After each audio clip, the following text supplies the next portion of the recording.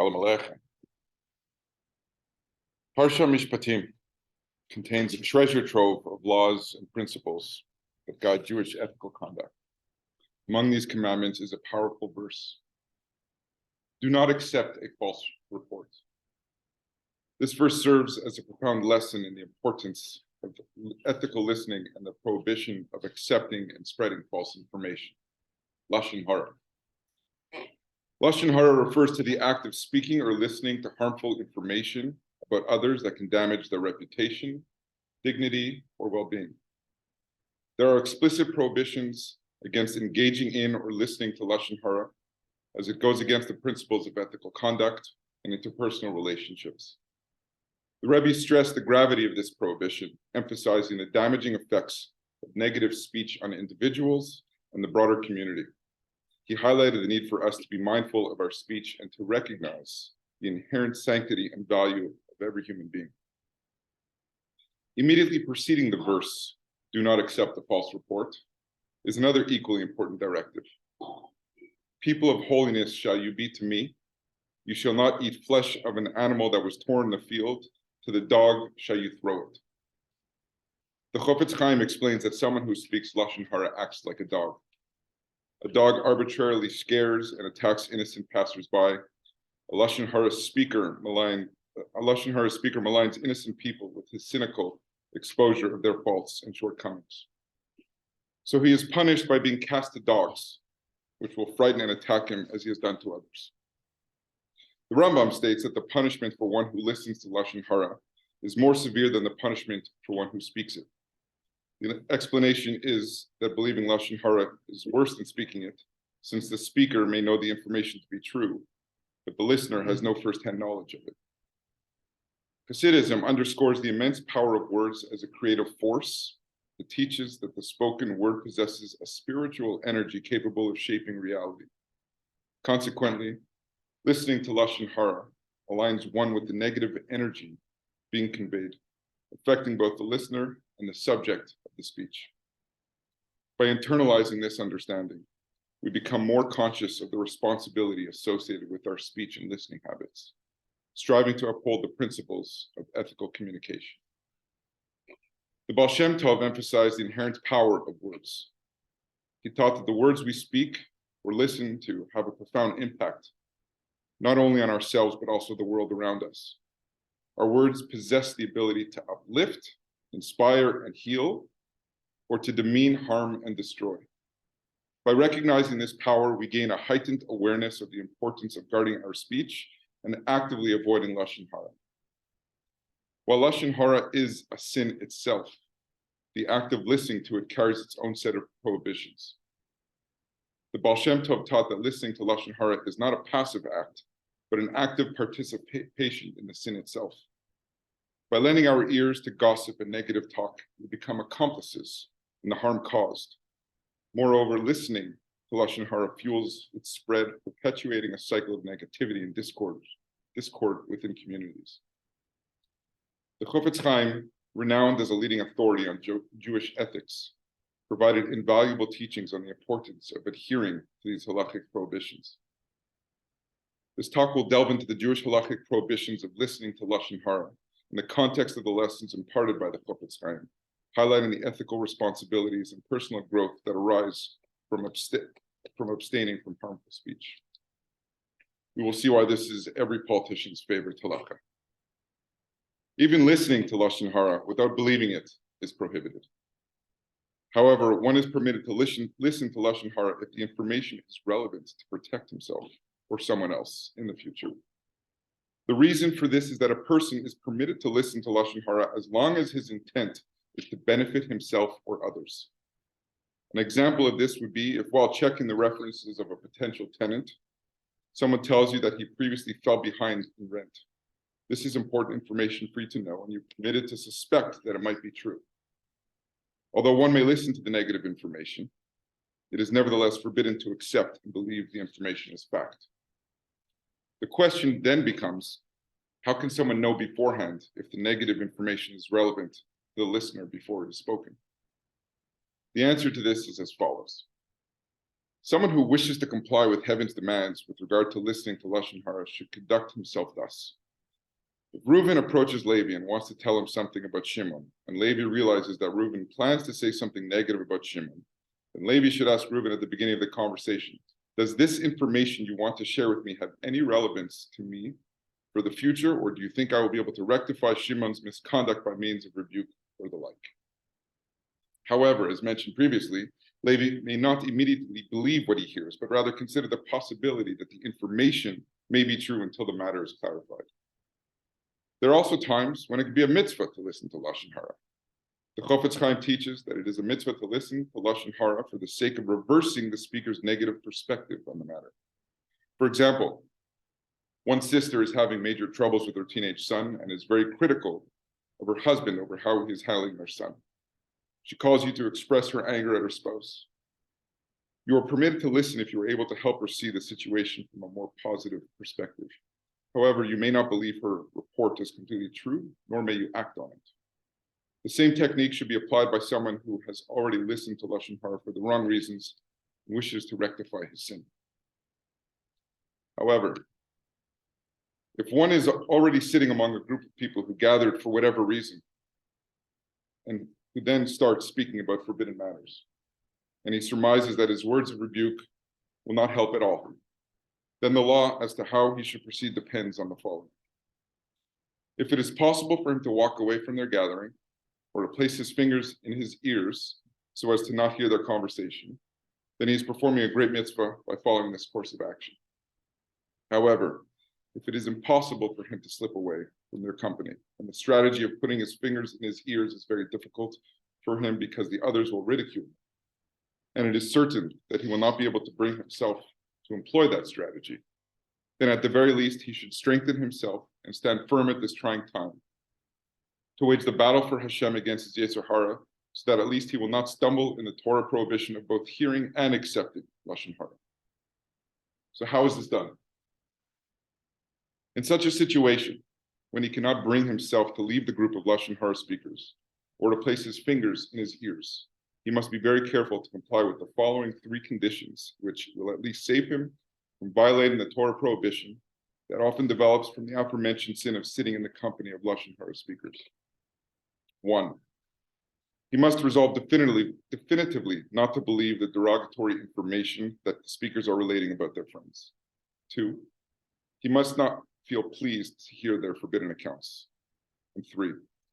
He must control himself and not show the speaker any gesture that would indicate that he approves their words. He should sit still as a stone, and if he is able to show them a severe face that will convey to them that he disapproves their imprudent words, then that is certainly preferable. One of the key consequences of listening to Lashon HaRaha is the erosion of trust and unity within communities. The Rebbe understood the vital role trust and unity play in building strong and harmonious communities. When individuals engage in listening to Lashon HaRaha, they contribute to an environment of suspicion and division. By internalizing this lesson, we realize that our commitment to communal harmony demands that we refuse to be passive recipients of destructive speech. It is also forbidden to believe written Lashon HaRaha. Therefore, if someone unintentionally read something negative or derogatory about an elected official or someone else, whether in a newspaper, on social media, email, or text, he should be careful not to believe that information. In today's age of social media and constant connectivity, the prohibition of listening to Lashon HaRaha holds even greater significance. The dissemination of negative information has become increasingly pervasive, making it essential for individuals to exercise restraint and mindfulness in their listening habits. By drawing upon the teachings of the Rebbe, we can counteract the damaging effects of gossip and cultivate a culture of respect, understanding, and unity. The transgression of judging a person negatively is even more severe when the subject is a God-fearing person. A common example of someone who listened to a negative report about a righteous person and must judge him favorably occurs when he is approached by someone who has lost a court case. That individual will often speak negatively of the Rav or the Beis Din who ruled against him. The listener, however, is required to judge that Rav or Beis Din favorably. It is common that when a person leaves court, having been found liable, he will tell his friend, his defense, lay out his winning argument as follows. You can see for yourself that the law is really on my side, that the Beis Din issued a completely wrong and inverted ruling. Had my case been brought before Rab so-and-so, who is known to be wise, he would surely have discerned which side was right and would not have issued a ruling as inverted and warped as this one. If his friend responds, I do not believe that the court issued such a ruling, the other would respond, look at the ruling and read it well, and you will see for yourself what happened here was illogical and thoughtless. The friend then reads the ruling again and again, each time becoming more bewildered at the ruling. Ultimately, the friend too finds in the ruling certain matters which in his opinion seem incorrect. As it is known, halachic conclusions of laymen are generally not in agreement with those of the Holy Torah. This dialogue generally continues until both of these ignorant individuals conclude that the Rav or Beis Din of the municipality lacked the judgment necessary to issue an accurate ruling. When a disgruntled litigant approaches a friend with this type of issue, he would understand that he is certainly obligated, if at all possible, not only to reject the report, but even to dispel from the litigant's heart all of his grievances, so that he should not have any complaints against the Beis Din. He would lay out before his friend various arguments and justifications in support of the Beis Din's ruling, which demonstrate how the Beis Din has done nothing corrupt. Listening to Lashon HaRaha also has profound spiritual and emotional consequences. The Rebbe taught that negative speech and its reception not only harm the person being discussed, but also negatively affect the speaker and the listener. Engaging in Lashon HaRaha distances us from our spiritual selves, tarnishes our souls, and hinders our connection to the divine. Likewise, the act of listening to Lashon HaRaha exposes us to toxic energy, sowing seeds of negativity and resentment within our hearts. If one has violated this prohibition and has already listened to the Lashon HaRaha and believed it in his heart to be true, whether the information pertains to negative conduct between a person in their relationship with God or between two persons, his means of rectification and tshuva for this transgression is as follows. The violator needs to muster his strength and work to remove the information from his heart and stop believing it. In addition, he must resolve that in the future he will never accept Lashon HaRaha about any member of the Jewish nation. He must also verbally confess to committing his sin. By doing so, he rectifies the various negative and positive commandments that he transgressed by accepting Lashon HaRaha as long as he has not shared the Lashon HaRaha with other people.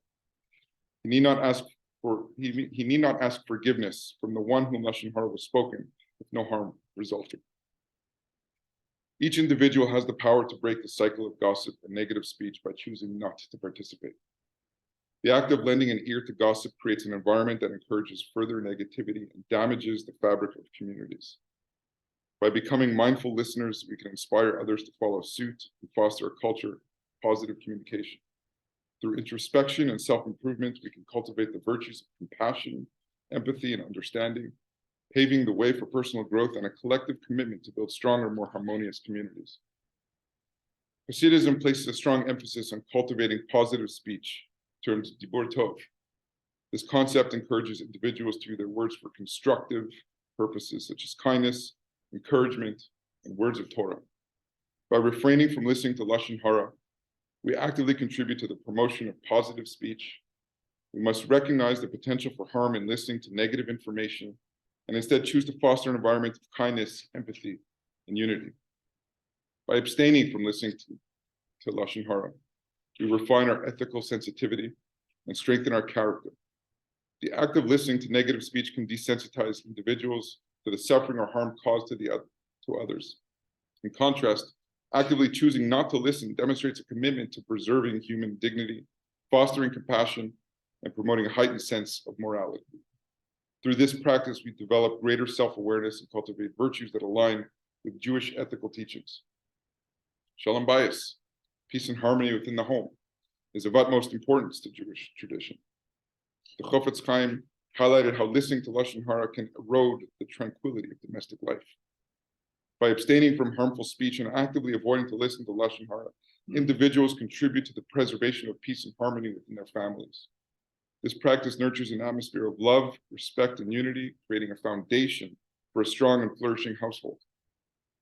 The Torah, with its timeless wisdom, places great emphasis on the prohibition of accepting false reports. It cautions against embracing rumors, baseless accusations, or malicious gossip without verifying their veracity. The verse, "Do not accept a false report," serves as a reminder to exercise discernment and integrity in our listening habits, urging us to seek truth and fairness before accepting and perpetuating harmful information. By instructing us not to accept a false report, the Torah highlights the importance of justice and fairness. Accepting and spreading false information can lead to grievous consequences, such as damaging reputations, stirring discord, and perpetuating injustice. The prohibition of accepting a false report encourages individuals to uphold truth and integrity in their interactions and communication. It serves as a reminder that our words and actions carry weight and influence. By refusing to accept baseless rumors or false reports, we not only protect ourselves from participating in harm, but also foster an environment that values truth, honesty, and accountability.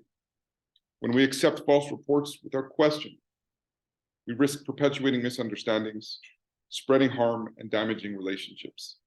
Ethical listening requires us to approach others with empathy, seeking to understand their perspectives and avoiding hasty judgments based on unverified information. The prohibitions of listening to Lashon Hara serve as a reminder of the responsibility we hold as individuals to create a culture of positive speech and communal harmony. By heeding the teachings of the Rebbe, we learn that our words and actions have far-reaching consequences. By refraining from listening to Lashon Hara, we foster trust, unity, and spiritual growth within ourselves and our communities. Through a conscious commitment to uplifting speech and compassionate listening, we can actively contribute to a world that is imbued with kindness, understanding, and peace. Thank you.